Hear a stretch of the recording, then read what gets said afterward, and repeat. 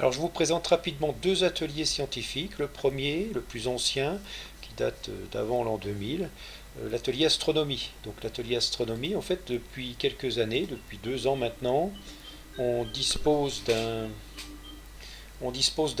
observatoire que les élèves ont construit à 10 km de Pontarlier. Cet observatoire est télépiloté, c'est-à-dire qu'il s'ouvre automatiquement grâce à une interface de commande. Et puis on peut, si on n'a pas envie de monter, observer directement, on peut observer indirectement, donc avec des caméras qui sont sur deux télescopes.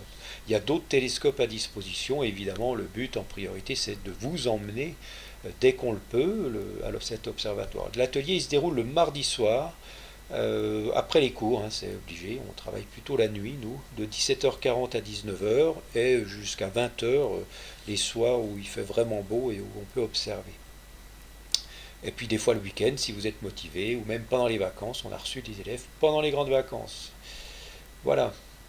Un autre atelier, alors pardon, encore pour terminer sur cet atelier astronomie, chaque atelier se traduit toujours par une visite de laboratoire. Bon ben là c'est la visite de l'observatoire de Besançon qui nous permettra de rencontrer des chercheurs, notamment le directeur de l'observatoire, Philippe Rousselot. L'autre atelier, qui s'appelle l'atelier Génome, lui se déroule le mercredi après-midi. Alors, mercredi après-midi, parce le but c'est de manipuler pour de vrai, avec du vrai matériel et des vrais protocoles et un vrai enjeu scientifique. Donc ça prend du temps, hein, ça dure au moins 2 heures, parfois 3. Donc on démarre à 13, on finit à 15 ou à 16, ça dépend. Enfin, les élèves visiblement ne sont pas pressés de partir. Ils y prennent goût.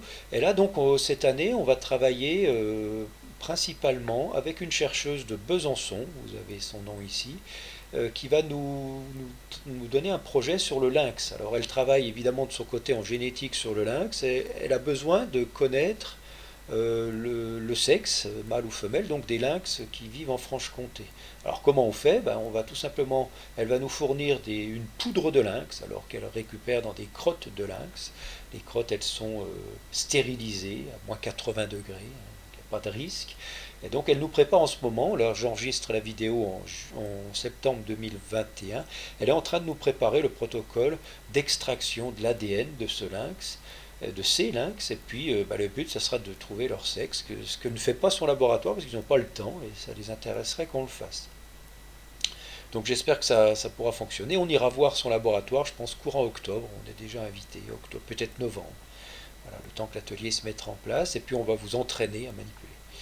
Enfin, dernière partie, c'est dans cet atelier scientifique génome, j'aimerais qu'il y ait un groupe qui travaille un petit peu n'importe quand, là c'est sur la base de votre volontariat dans la semaine, sur des expériences avec le blob. Alors le blob c'est ni animal, ni végétal, ni champignon, c'est un amibe, c'est un être vivant un peu à part, c'est un groupe d'êtres vivants un peu à part, qui colonise son milieu de culture en 24 heures. Hein. Ce que vous voyez là, c'est des vidéos accélérées en 24 heures, ce qui permet de faire très rapidement toute une série d'expériences. Par exemple, est-ce qu'il va déguster ce mélange de protéines ou pas? Est-ce que ça lui plaît ou pas, etc.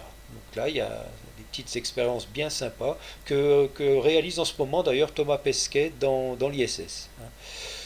Voilà, il est en train en septembre là, de les réaliser. Voilà, à bientôt donc dans les ateliers scientifiques.